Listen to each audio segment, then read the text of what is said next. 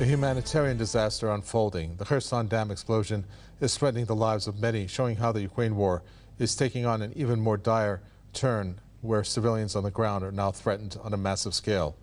While Russia and Ukraine trade barbs, each blaming the other, Russia has also laid the blame squarely on the U.S. and other Western and European backers of Ukraine. In this edition of the Spotlight, we will look at this disaster and try to see whether there is an end in sight to this war. First, let me introduce our guest.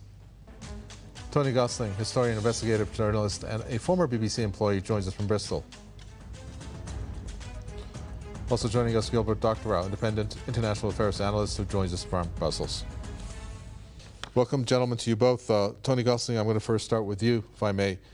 Taking a look at what has happened, I'm sure you're aware at this point that in terms of the blame, both have blamed each other, Russia and Ukraine. I'm going to start out with the Russian accusation, where the Kremlin press secretary, for example, Dmitry Peskov, accused Ukraine of deliberate sabotage in a bid to deprive Crimea. Now, the reasons he said, to deprive Crimea of drinking water and deflect attention away from Kiev's botched counteroffensive in Donbass. First of all, who do you think? Do you agree with what Dmitry Peskov, the Kremlin press secretary, has said here? Well, it would be good if you could also tell us what the Ukrainians are saying, because then we can get a better idea if you're able to do that. Sure. Okay, let's go on to Ukraine. Let me see which part of the Ukraine here. I'm going to go to what Zelensky has said. How's that? Is that okay? Great. Zelensky. That's fine. Russia-backed forces are failing in their efforts to evacuate residents from the affected occupied areas, saying the provision of drinking water and resettlement should be prioritized. Well, isn't this fascinating? We know this event has happened, but apparently all these billions of pounds worth of media cannot figure out who's done it. Now, I just took one look at this and I noticed that the Russians have been warning potentially that the Ukrainians might sabotage this dam at any time. Now, I mean, just talking from a military strategic point of view, this river, I'm afraid, this is the Dnipro River, is a front line, and it's obviously advantageous as the Russians are advancing in towards Ukraine for the Ukrainians to flood it, because what it means is that rather than solid land, their vehicles and their troops are going to have to be swimming through water. So there's an obvious, it should be anyway, obvious reason for the Ukrainians to do this. We've not heard any of this on the Western media whatsoever. So in order to create a massive, problem, floodplain river to stop the Russians, this is an obvious, potentially Ukrainian move. So I think we just need to look at who benefits. Quite obviously the Ukrainians do. I've heard lots of people talk about this as a sort of propaganda thing, because of course there isn't any kind of real offensive that's been much talked about day after day in the news. The Ukrainians are about to launch a massive offensive. This gives people something else to talk about it if they can spin it as such. So to me, the obvious thing is the Russians have warned about it. The other fascinating aspect of this, and it comes from a very unexpected source, which is something called BBC Verify. Now, this is a unit which was set up at the BBC in London to try and address the fact that the British people don't trust the BBC anymore. We've had lots of surveys over the last few years saying that actually the BBC is one of the least trusted news outlets in Britain, and that people just simply don't, they will switch over to another TV channel, or they will read a newspaper rather than trust the BBC. So BBC Verify has been set up to do this, and they've come out and shown pictures from last Thursday of a small leak in the top of this dam, where the road across it was still passable, and yet we've heard nothing about that either. So this is quite clearly a small breach in the dam, which happened last Thursday. As the water starts rushing through, of course, it's washing away masonry, and so this has been kept off the news for a few days until it becomes a bit more of a disaster, in order to try and use it as a propaganda weapon against the Russians. I think for anybody really looking into this closely, they can see that this is most definitely, well, it's definitely, as we can say, it always benefits the Ukrainians and not the Russians. All right, Gilbert Doctor, what do you think? I gave the two sides at least a snippet of what they have said from the Russian side and then from the Ukrainian side. What's your view on it? Well, I think as a public relations exercise and as a means of cover-up of what is actually going on the ground in battle in Ukraine, the destruction of the reservoir has been an enormous success for the Ukrainian side. However much pain and loss it has caused and will cause to residents on both banks, both Ukrainian-controlled and Russian-controlled. The reason I say success is that my fellow panelist seems to be totally in the dark about what is going on in the war. And that's what blowing up this part of the dam was all about, to ensure that he and most everybody else in your audience knows nothing about the present state of the counteroffensive. My fellow panelist believes it hasn't begun, and he is dead wrong. It has begun, and he is ignoring the speech a day ago by the Russian defense minister, who told the public what has happened in 3 days of rather extensive deployment of personnel and equipment, much of it military equipment, coming from the West, as Ukraine attempted an attack in southern Donetsk and elsewhere along the line of confrontation. What happened was that in 3 days, or actually in 1 day, most of it occurred, the Ukrainians lost 3,615 soldiers dead. This isn't a figure of wounded, just dead.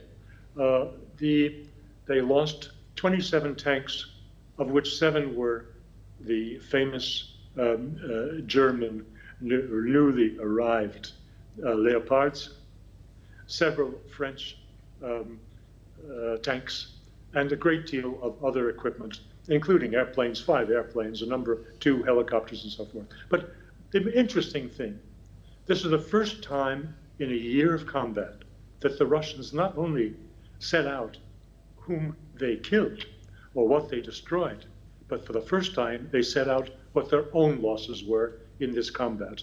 And this is the point of information that my fellow panelist has to consider if he makes any further statements about the war. The Russians claim to have lost 72 dead soldiers and 130 injured. Now that gives you 72 soldiers against 3,600 soldiers. That, by any military definition, was a total fiasco, a total massacre of the attacking Ukrainians. All right. And that is a story that was not covered. All right, so before I ask you the question, Tony Gosling, I have to add 2 things over here. First of all, the counteroffensive was also acknowledged by the U.S., but in a very weird way, where the U.S. President Joe Biden said, I think a counteroffensive has started by Ukraine. So it kind of leaves it out in the dark somewhat. And of course, if you agree, whether with our guests there or not, and whether what has happened, if Ukraine did do it, what benefits would that bring? Would that stop the Russians from advancing, or would it stop from Ukraine losing more on the ground, whether it's equipment or personnel? Well, I mean, yes, of course, by flooding up a massive region which is on the border of the 2 countries in this war, it's going to stop an advance. But, you know, I'd just like to apologise to my fellow panellists there. I hope I didn't say that the offensive hadn't happened. It was just that this offensive has been almost silence about it in the Western press. And obviously there's a reason for that, and that's because it's been a total failure. This is what they call in the business the wrong story. They don't want to report it, and so they want to report something else which they can spin to their own advantage. And I think this is one of those things that I find so offensive about the way the Western media cover this, is that it seems that the only way that this war can continue and that Ukrainians will continue to die in a hopeless cause, where of course they cannot beat Russia, even though that's what we're told, is with the assistance of the entire Western media. There's very few people here in the West who are reporting this war properly, and so what they're doing is this propaganda by the Western press is sending more and more Ukrainians to their death. And what's really at the end of this, I think we have to look, for example, in the Western press here on Tuesday, we saw Yatsenyuk, the old prime minister, the guy that was involved also in the 2014 coup, and he was named by a former Soviet general, Ukrainian general, as one of the key people in one of the top Masonic lodges in Kiev, along with Viktor Pinchuk, as the organisers of that coup. And he then pops up on TV here, I haven't seen him for years, telling us all about what's happened with this dam. Now, that for me immediately is suspicious, that we've got this coup plotter suddenly pops up for the first time for a while as the one who's trying to sell this story that the Russians blew up this dam. But also, he was the guy who was in charge of the National Security Council when the MH17 Malaysian airliner came down. People remember that a few years ago. This was the Russians were accused of shooting it down. Actually, there was also a Ukrainian Sukhoi jet in the region at the time, which is also accused of shooting this aircraft down. And maybe Yatsenyuk was the guy that ordered that. So I wouldn't trust him as a person anywhere to be telling us who did and who did not blow up this dam. And I think we really also need to get into, if we've got time, the wider causes of this war geopolitically. Yeah, we should. And but I need to close this somewhat, if we can. Gilbert Doctorow, in terms of the counteroffensive, you have Ukraine in terms of the Secretary of Ukraine's National Security and Defense Council dismissing the statements by Russian officials when it comes to the counteroffensive, that it has not begun. He says all of this is not true. When all of this will begin, and I'm quoting him, it will be decided by our military, according to an interview that he had. When he start the counteroffensive, everyone will know about it. They will see it. What do you think? Well, they've been seeing it. The Russians have put on television their drone videos of the destruction of these tanks and of armored personnel carriers. This is not imaginary. These are facts that you can verify and you can study. But the point is that the offensive started, and the offensive is continuing, and the Russians reported killing another 750 Ukrainians in the same area, going back over the same tracks where they were destroyed. This is, when you look at the figures of 72 Russians killed versus 3,600, and another 750, what we're talking about is shooting herrings in a barrel. And that is the nature of the Ukrainian counteroffensive. It is strictly forced upon Kiev by the United States, by England, and by the other more rapacious and aggressive members of NATO, in the hope of flushing out a victory that can justify to their respective parliaments further appropriations to the war effort in Ukraine. They said they wanted to see a counteroffensive, and they are seeing it, if they would just take the blindfolds off and look at what's in front of their noses. The Ukrainians are getting battered. What would the Ukrainian leadership call a counteroffensive? When 50,000 people die in one day, will that make it appropriate? I think the losses of the last several days are indicative of what is to come in all further efforts. I also would like to call attention to the supposed military value to one side or another of the Dnieper at the Kakhovka area. Why does my fellow panelists believe that the Russians are intent on moving across the Dnieper right now and seizing Odessa? That is perhaps in the long run, but it's not their immediate objective. Their immediate objective is to capture the whole of the Donbass, and that's going to take one hell of a big effort. So the notion that this Kakhovka flooding was in a way of preventing the Russians from crossing, or the other story I've heard, that the Ukrainians are frustrated because they intended to cross the Dnieper there and attack the Russians and push them out. This is total diversion and total nonsense, which has nothing to do with the real state of the war on the ground, which is being fought in the Donbass. Okay. Putin has said a few things here. Maybe we could foray from there to what you said are the geopolitical issues, where he said, quote, Kiev authorities, at the suggestion of the Western curators, are still banking on the escalation of hostilities, committing war crimes, using terrorist methods, and organizing sabotage on Russian territory. Now, the thing that's interesting is when he refers to these openly using terrorist methods. I need to ask from you what you think, Tony Gosling, where there is an allegation that was leveled against Ukraine, where they had significantly increased the discharge of water from this hydroelectric power station, leading to even greater flooding downstream, which, based on this research, indicating that this sabotage was planned in advance. My question to you then is, do you think that this is something that Ukraine, if you agree, if you think this is true, planned with either knowledge or direction of the U.S. or its backers, which would involve the U.S., I assume? Well, I think this operation was almost certainly planned in cooperation with the media and the Western, controllers of the media. That is through the psychological warfare offices in the West, because they clearly will have wanted to make sure they can spin it in a certain direction, which also suggests that, actually, it looked as if it was potentially just a small, if you can call it that, missile strike on the dam, which initially caused the problems and the small breach last Thursday. But of course, something like this is going to affect both sides of the river and both sides. So it's very difficult to spin it as that being a reason for one person or another. But look, we did see on the television here, which was replayed again and again, some propaganda video from the Ukrainians with all these Ukrainian soldiers putting their hand in front of their mouth like this, saying, shh. I don't know if you've seen that. No, I have not. And this, of course, well, it was absolutely fascinating. I've never seen anything quite like it. Here, the counteroffensive is just beginning, but we're not saying anything about it. Well, the reason they're not saying anything about it is we've just heard from my co-panelist, a 40-to-1 kill ratio of Ukrainians, 40 Ukrainians being killed for every Russian in this amazing counteroffensive. This, of course, is not the sort of thing that they would want to be talking about, which is maybe one of the reasons they've got their finger over their mouth.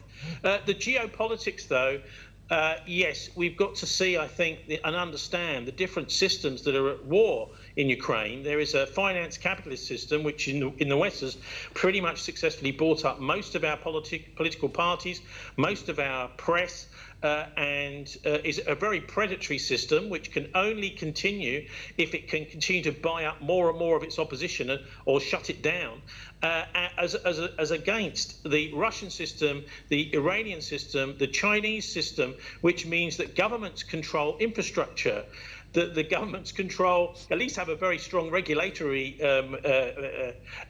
role in all of these major infrastructure, things like water, electricity, telecommunications, infrastructure like railways, this sort of thing. Most of these countries have got a well-regulated. In Britain, we've got the most expensive train fares in the world here, and even though we invented the railway. So we are suffering from this rampant finance capitalism, and I think that's actually what's really the major confrontation that's going on in the east of Ukraine right now. And the Russians have said, you're not coming any closer to us. The British have made things much worse by giving longer and longer range weapons to the Ukrainians, which are forcing the Russians. Actually, the Russians don't have any choice here to come further and further west into Ukraine in order to keep their borders safe. All right. Let me bring this up, because this really is very interesting, and it comes from the Washington Post. Gilbert Doctorow, where it says the source leaked information posted online, which was reported on Tuesday, it said, on a European spy agency, telling the Washington Post of Ukraine's plan to blow up the Nord Stream gas pipeline 3 months before the attack, where the CIA came to know that a 6-person team of Ukrainian Special Operation Forces intended to blow up what it calls the Russia to Germany project. Do you believe that this is credible? And if so, wouldn't that point towards how Ukraine then would be? And I'm not trying to take sides over here, but I'm just throwing this out since it was out there, that Ukraine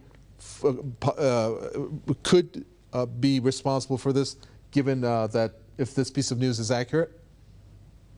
Well, when Ukraine is eventually thrown under the bus, this will be brought back to the front pages as an indication of why it should have gone under the bus. But I don't believe this is true in any sense whatsoever. This is disinformation coming from Washington to direct, again, a diversion, to direct attention away from the most obvious culprits. Most every expert I've seen or heard talking about the destruction of the pipelines has indicated that only 2 or 3 states in the world have the technical capabilities and the equipment to perform a sabotage operation as sophisticated as took place in the Nord Stream pipeline. And the United States is the #1 culprit. So I think that any attempt to pin this on Ukraine, of course they may have wished to, of course they may have bragged about it, but it is totally incredible that they could have done it. All right, we got just a few minutes time left here. I need to address the humanitarian side of this, Tony Gosling, because obviously we're looking at large numbers of people that are in danger. Do you think that this would in any shape or form be a turning point, not just for Ukraine, but also for Russia, to try to reach some kind of political settlement on this war, or not? But the depth of the humanitarian catastrophe that this seems to indicate that it's going to turn out to be, perhaps warrants that both sides should push extra to reach some kind of settlement. Well, it's a really good question, and it hardly gets talked about here. Although I was actually last month over in Lisbon as a journalist looking at the Bilderberg conference, and it's the sort of thing that they may have talked about in there. These are NATO political leaders, many tech giants, even sometimes they have heads of state. Well, they had 3 prime ministers in this secret meeting, so it's the sort of thing that might have been talked about in there. It's absolutely crucial, of course, that this war is brought to a swift end, because, as we've just heard, Ukrainians are basically dying every day at a ridiculous rate, and at a rate which is completely destroying maybe 2 or even 3 generations of male Ukrainians. So something needs to happen when it comes to an agreement where the Russians where they basically just draw a line where the Russians are, and they make an agreement to for the Ukrainians not to be shelling into the eastern side. So this was the problem that caused the war in the first place. So, all right, I got to squeeze in Gilbert Doctorow on this. I'm sorry, because we just got about less than a minute left. Gilbert Doctorow, the same question. Please do. I'll be very brief. The war will end with the overthrow of Zelensky by his own military. Forget about the dam, forget about the humanitarian crisis. The fact is the Ukrainian army cannot sustain this type of loss, and it's just the beginning.